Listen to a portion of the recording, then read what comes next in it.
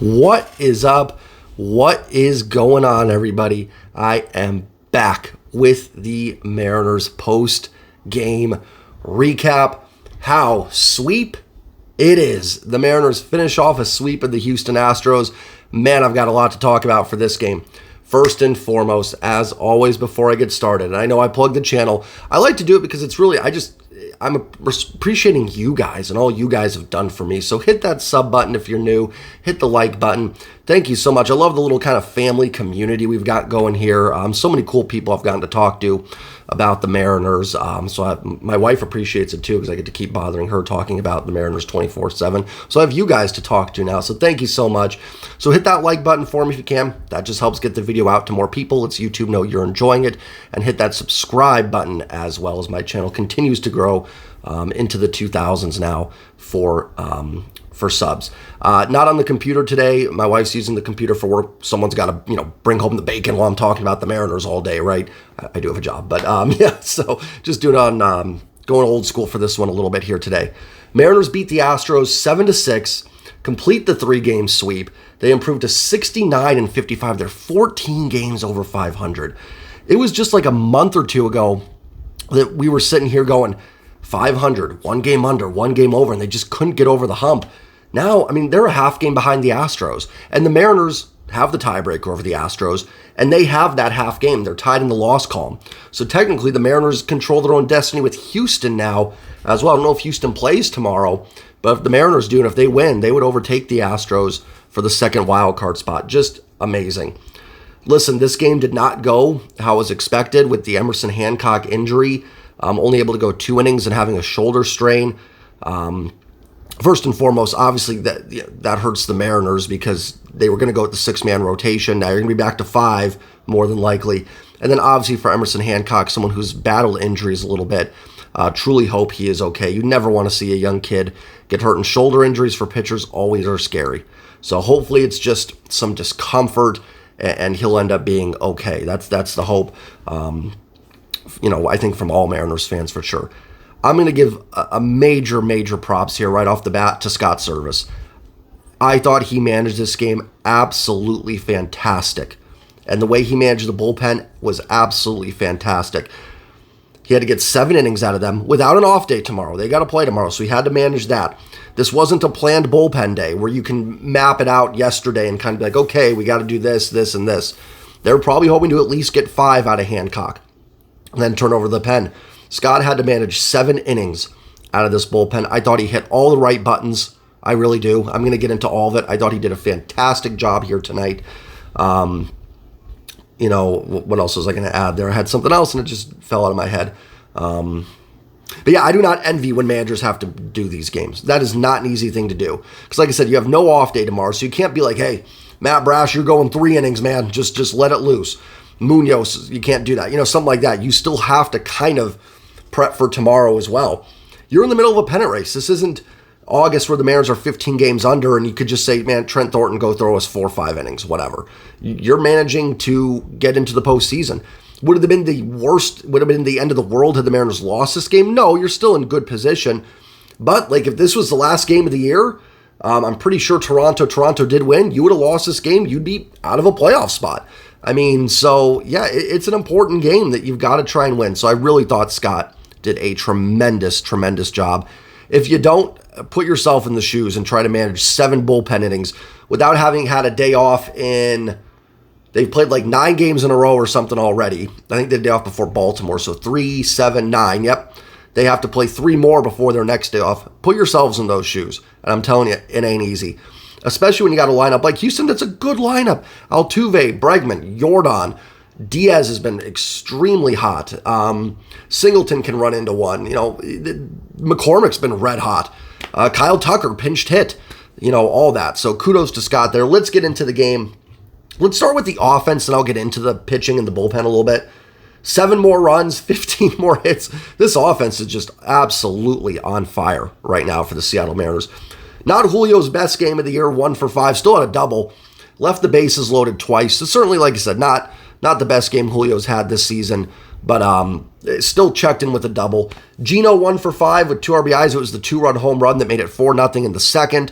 Again, Gino kind of getting one hit a game, but making it count, either with RBI singles or the 2-run home run here. Good to see the slugging for Gino. Really want that to be something that takes off for this team down the stretch. And not only did Gino get the 2-run home run, man, did he play a fantastic third base this series. He was ridiculously good. I can't tell you how many slow rollers the Astros hit to third base in this series.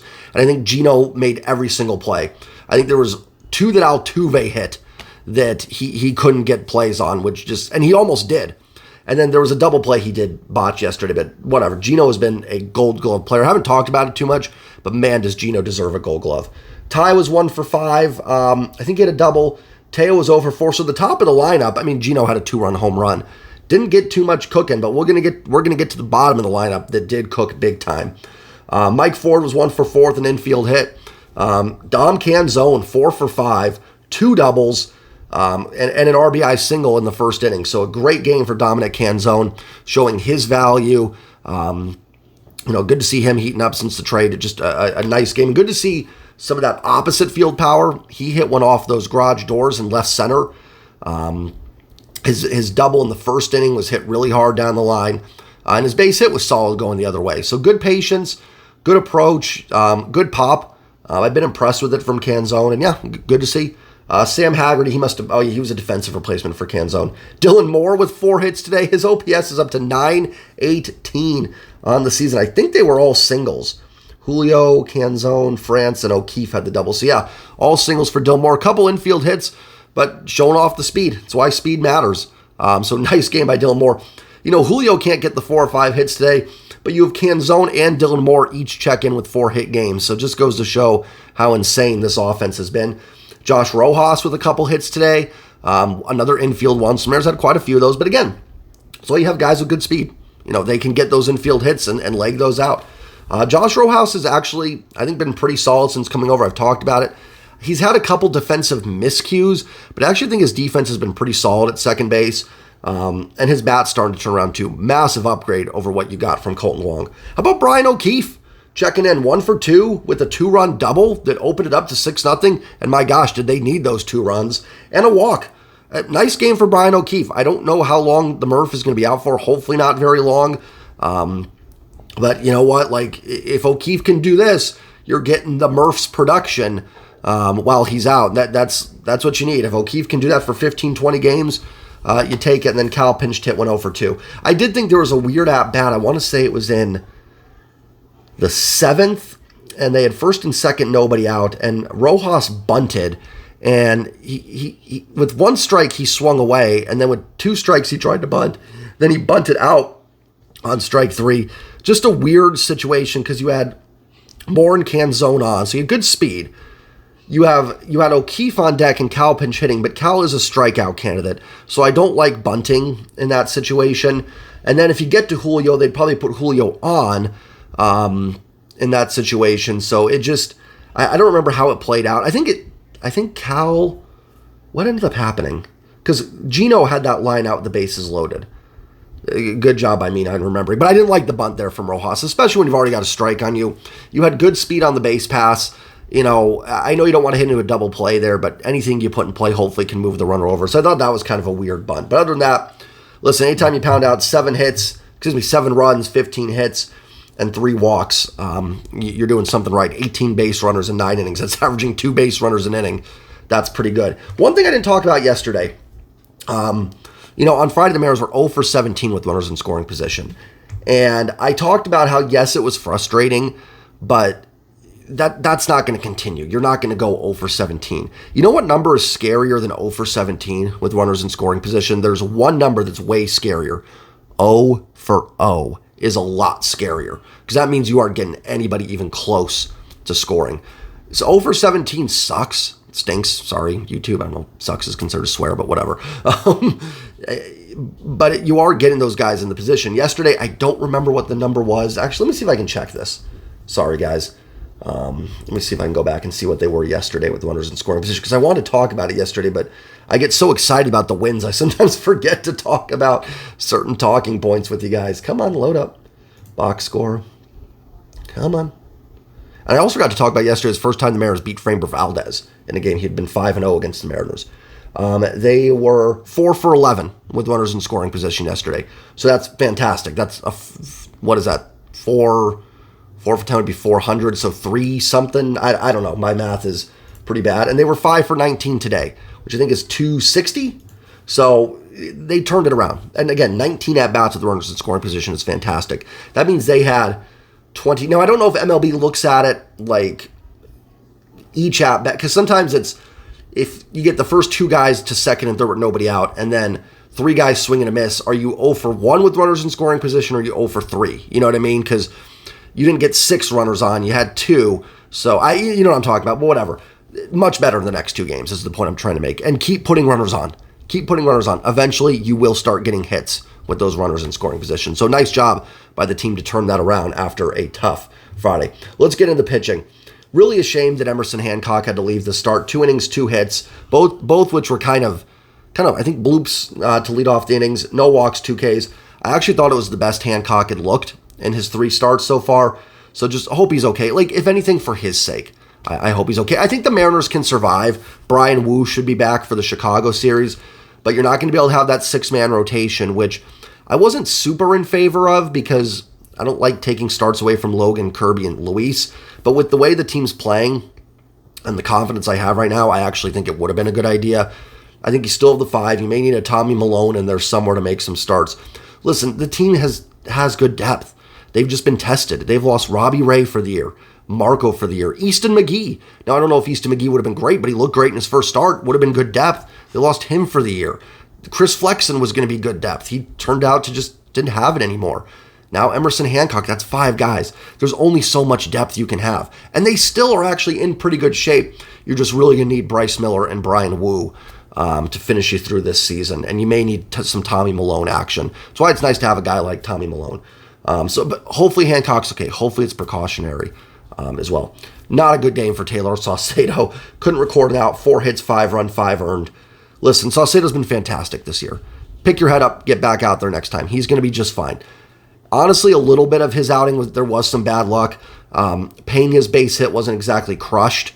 I wouldn't call it a blooper, but just kind of a soft line drive into right field. Altuve had an infield hit. The hit by pitch on Bregman barely grazed him. Saucedo did not pitch well. I'm just saying there were some things in there. Yordan Alvarez, he hits that a foot to the right. Easy double play with a run score. Diaz's wasn't hit that hard down the line. It was just one of those days. And a tough spot for Saucedo. He's been a later inning guy. You're not expecting to come in. You didn't have a planned bullpen day today. And he has to get up right away and start getting loose. So not an easy job at all. So he'll bounce back. He's going to be fine. Just didn't have it today. Guys, sometimes relievers just don't have it. Sometimes starters just don't have it. But nothing I saw today was like, oh my gosh, Saucedo was bad. Or, I shouldn't say, like, oh man, this is going to be something down the road that's going to be bad. I thought Trent Thornton did a real nice job. In fact, when Saucedo left, it was 6-3, second and third with nobody out. And Thornton almost got out of it. He got a pop-up of McCormick. He got Singleton to strike out. And then Dubon got the double down the line, which is a shame because Thornton almost got out of that. But Thornton inning in 2/3, gave up 2 hits, struck out 1. Did a nice job stabilizing that inning. It looked like it could have been an inning where the Astros just took the lead and ran away with this thing after being down 6-0. But he held them in check. Yeah, they got the last 2 runs in, but I thought Thornton did a nice job. Matt Brash, an inning at third, 1 hit, 2 Ks. Good call by Scott going to Matt Brash early.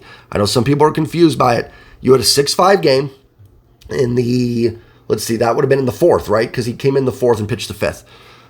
You had the heart of the order coming up. Listen, games are won and lost in the 4th and 5th inning all the time. You've got the heart of the Astros order coming up there.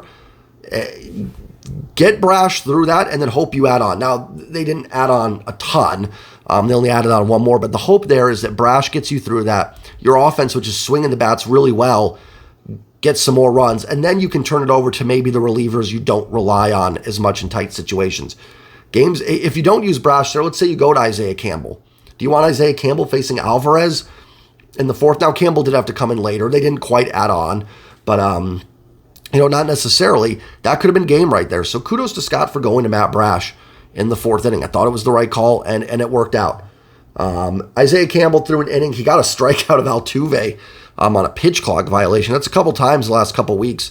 The Padres game, Cal got an RBI walk on a pitch clock violation, and then Campbell gets a strikeout on a pitch clock violation. He threw a fastball to Bregman that he hit in the gap that made it 7-6. A little surprised Campbell went fastball there. Thought he should have stuck with the breaking ball. But then they walk Alvarez, right call with the runner at third, and they get Diaz. I thought Campbell was okay. Thought he was fine. Got the job done. Got it through. Justin Topa, not his sharpest outing.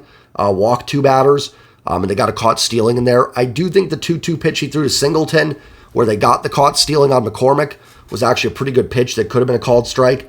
Listen, I talked about it yesterday with Logan. Say it with Topa. Sometimes the testament to a pitcher is when you don't have your best stuff and you can battle through it. Again, I've said it in every video, but I'm going to keep saying it. And if you guys don't know where I'm getting it from, I always say there's no pictures on scorecards.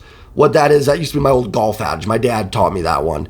You know, you're in round 4 at the U.S. Open. It don't matter how you got the par. It doesn't matter if you went hit it off the rock, hit it off the rock, hit it off the rock. You need to get the score. It doesn't matter. When they look at the scorecard, there's no pictures. The Mariners are at that point in the season. I still want them to play well, but I do not care how it looks. Get wins. And the wins are looking good. I'm not saying they're not. I'm just saying, don't really care. Topa got it done. Not worried about Topa. He's going to be fine. Great 8th inning from Andres Munoz. A little wondering why he's not throwing the slider as much. He doesn't seem to have the confidence in it right now. Going to need to get that back because you need that Munoz slider in the pennant chase here. But a great inning from him, striking out Alex Bregman. Tough part of the order. Pena came up, hit a little dribbler. What a play by Gino. That could have changed that whole inning. Gino made a fantastic play to get that grounder from Pena in time to get the out. Pena reaches, and you've got Altuve. Who knows what can happen? Then you got Bregman. You got Alvarez possibly coming up. So what a play by Eugenio Suarez. And a nice inning from Munoz. And Gabe Spire. Man, Gabe Spire's got some moxie. What a save for him. Strikes out Alvarez on a 3-2 pitch. Long at bat. Gets it to 3 strikes. You don't want to put him on, but you're also in that spot where putting on Alvarez is better than giving up a home run. And Spire, just with some guts, throws a fastball right past Alvarez. Strikes out Diaz, who's been red hot on 3 pitches. Yainer Diaz, good hitter. 831 OPS on the year. Really good player. And Spire blew him away. McCormick got an infield hit. Nothing he can do there. And then he gets Singleton to pop up. What an inning by Gabe Spire. Great call by Scott. I thought Scott managed that perfectly. I thought Munoz for the 8th with the 3 righties was the right call. And with Alvarez leading off the 9th, I thought Spire was the right call. Listen, if this was the olden days when you could use relievers for 1 out, I'd maybe have Spire pitch to Alvarez and then, think about what you can do other than that. But you got to have him face 3. And honestly, even then, maybe not leaving Spire was the right call because obviously he got done. Great job by this bullpen. I know Sauce wasn't his best, but everybody else really was nails. I mean, they essentially got through 7 innings, only giving up 1 run. And that was Bregman's double off of Campbell because Sauce didn't record an out in the 3rd inning. So great job by this bullpen today. It's going to look like they didn't pitch well, but it was really just Saucedo, who, again, is going to be fine. It happens. The rest of them all did a great job. And Thornton, Brash, even Campbell, I thought, did what he needed to do. Topa, Munoz, and Spire, tremendous. The offense was tremendous. Got another one tomorrow. I feel like this team could use a day off. I feel like I could use a day off from the... But, man, what a win. What a sweep. What a sweep to go into Houston. You did this in a series without Luis Castillo, without George Kirby. You went into Houston and swept it. In a series where Bryce Miller was great. I didn't think Logan Gilbert had his best stuff yesterday, and you lost Isaiah Hancock. Got Isaiah Campbell on the brain. Emerson Hancock after 2 innings. What a series by this team. What a gutsy statement series. It's a good Houston team. They didn't look good this series because of what the Mariners did. Houston has been playing really good ball. They just went to Miami, who's playing good ball, and took 2 out of 3. So that they were coming home feeling pretty good. The Mariners have gone into Anaheim this month and swept a 4-game series. They've gone into Houston and swept a 3-game series. They now have the tiebreakers over Houston and Toronto. Texas is currently losing 3-1. Guys, there's a chance this team is 3 games back in the division. It is on. It is 100% on for this division. And I've been hesitant to say that. So you can say, Jay, man, we told you. But it's on. I mean, you've got last series of the year, right, as a 4-gamer against Texas. That could be a fun one. That could absolutely be a fun one. I could not have more confidence in this team right now, the way they're playing. That the offense is playing great. The pitching is solid. The bullpen's been good. Sky's the limit right now. I am 100% all in for this division. Now, you still got to be careful. You're only a half game up on a playoff spot. Nothing's guaranteed. But let's do it. Let's go get this. Let's go get the AL West. I'll put this team up against anybody anybody right now. Got a series coming up in Chicago. Sorry for that hesitation there. I was just trying to catch my breath a little bit. Can't have a letdown. This is kind of a classic letdown spot. You're going on the road against a White Sox team that's not playing good baseball, but you're going to be really tired. You've just played 3 tough games. Luckily, we got Luis Castillo on the mound tomorrow. I think it'll be Kirby on Tuesday, and then probably Brian Wu on Wednesday. So you do have your big guns going out there. Don't want to let down here. 2 out of 3 is fine. I know. You want to sweep the White Sox, guys. The sweeps are not easy. That's what makes this series so incredible, is they're not easy to get. Get 2 out of 3 here and have yourself a killer road trip, and then come home for the Royals and A's and chance to really, really do some damage here for this team. Can't let up.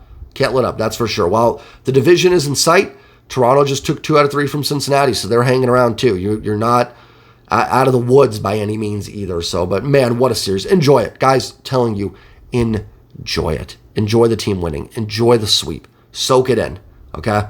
Don't think too far ahead. Don't think too far in the past. Enjoy the sweep. Don't overanalyze things either. It was a good W. That is a good victory. I'm going to get going, guys. Remember to like, remember to comment, and remember to hit that subscribe button. I will see you guys all tomorrow. Maybe a live stream tomorrow. I'm not sure for the game, but I will see you guys all tomorrow, at least for the post game. Oh, it's on FS1 tomorrow. All right, well, whatever. Enjoy the rest of your weekend, everybody. Take care. And as always, go Mariners. Let's go, baby. Let's go. How fun is this team? Have a great one, everybody. Peace.